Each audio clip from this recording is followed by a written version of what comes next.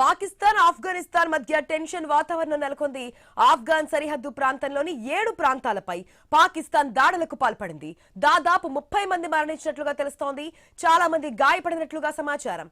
ఆఫ్ఘాన్ కేంద్రంగా పనిచేస్తున్న ఉగ్రవాద గ్రూపులను టార్గెట్ చేసి దాడులకు పాల్పడింది. ఇటీవల జరిగిన ఆత్మాహుతి దాడులకు ఆ సంస్థలే కారణమని పాక్ ఆరోపిస్తోంది.